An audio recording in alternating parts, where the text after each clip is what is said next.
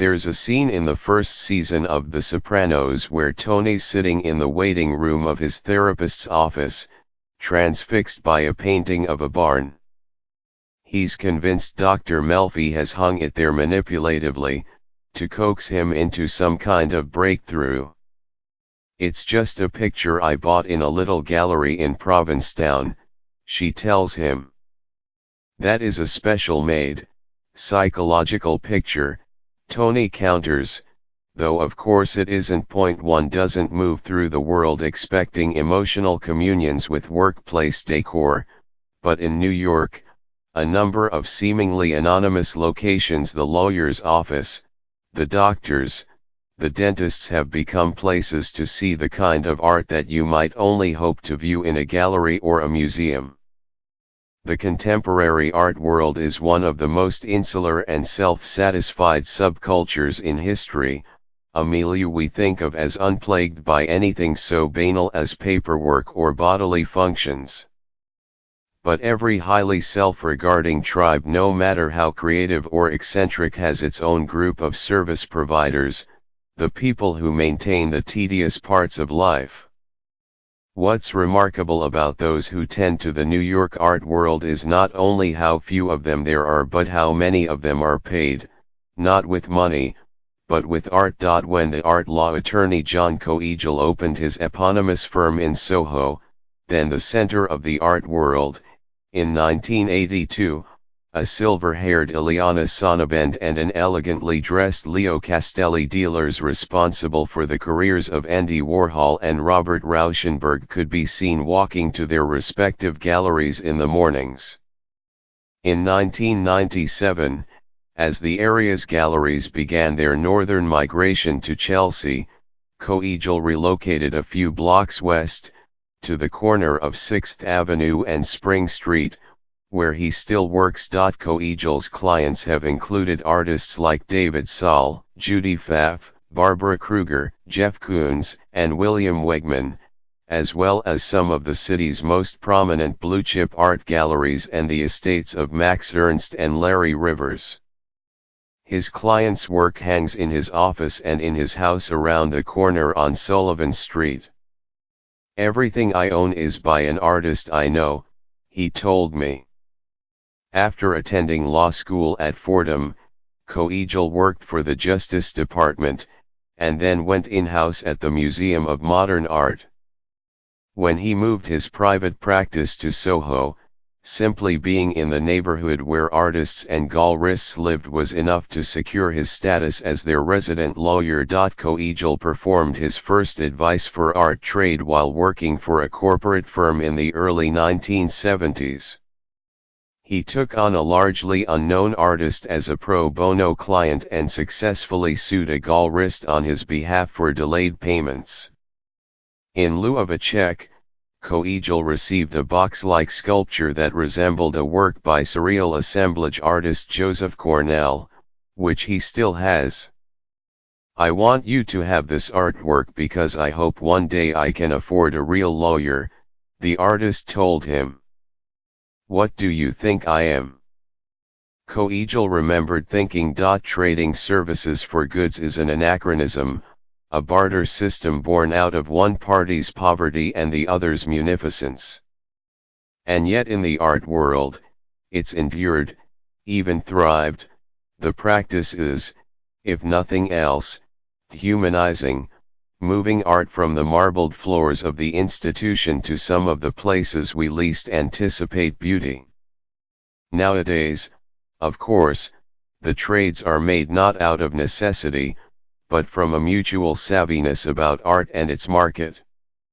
Collecting art can be like dealing in futures, and one could argue that the credentialed lawyer who bills hourly is acting as a kind of speculator and taking on all the risk when he trades for what is in a sense magically minted money. But on the other hand, it's the artist whose work has the potential to appreciate in market value.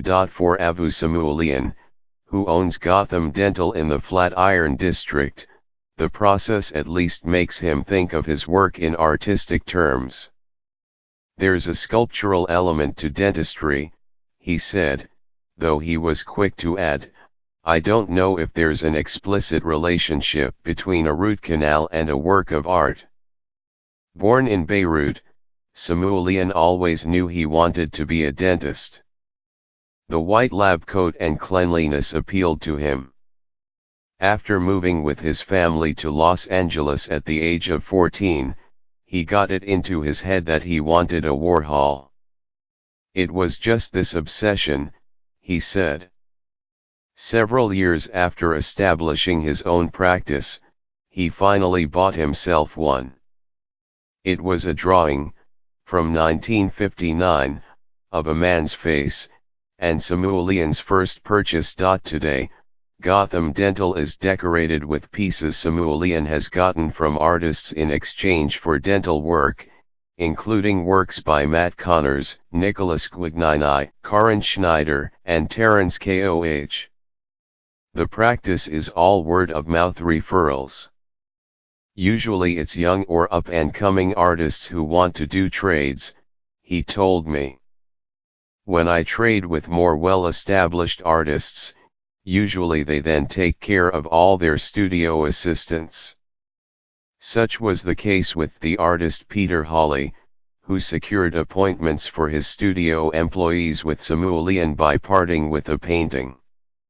The dentist, whom everyone refers to simply as Avu, is a beloved figure in the art world. Being his patient is a mark of status. So is having your work on his walls. Why go to a regular dentist when you can go to a dentist who also treats your friends, rivals and role models, and whose office has become a de facto gallery? The same is true for Bernard Kruger, an internist with a private practice on the Upper East Side, who recently opened Priority Private Care, a membership-based, 24-hour medical facility just 1 block away. His office is filled with his patients' work, a roster that includes the late John Chamberlain, as well as Richard Prince, George Condo, and Josh Smith, along with many of the city's biggest gallerists. The first few artist referrals came from Chamberlain, an early patient, which was enough for other artists to follow suit. Like most everything else in the art world, even doctor recommendations spread like a contagious disease. Kruger began collecting art while he was an oncology resident at Mount Sinai in the 1970s.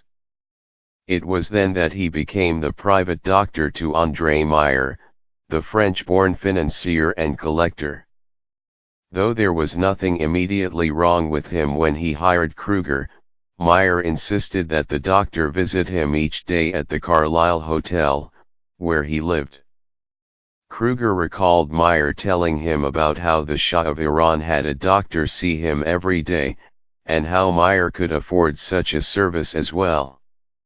When the Shah of Iran dropped dead a few years later, Kruger said to Meyer, "See. Even he died." Meyer replied, "I'm just hoping my doctor is better." When Kruger got married, he took the check Meyer gave him as a wedding present and bought a Helen Frankenthaler painting.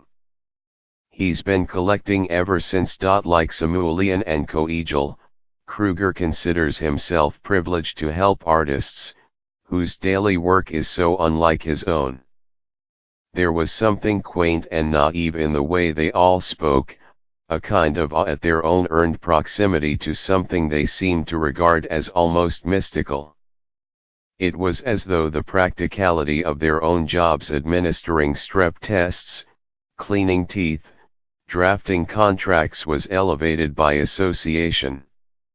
"I really just feel so lucky," Kruger told me. One early morning late last fall, he gave me a tour of his office. Kruger pointed out a signed Richard Prince nurse print hanging above a medical exam table, as well as a looped video on a monitor in the waiting room by Ragnar Kjartansson showing a ticking grandfather clock. He walked me down a corridor, calling my attention to a painting by Josh Smith of his own spine. Then he ran his finger over a wall-mounted X-ray illuminator. It was hung at eye level, and even unilluminated, the chrome and glass box had a certain aesthetic appeal. To be safe, I asked if it was itself not a piece of art. No, he laughed, that's nothing.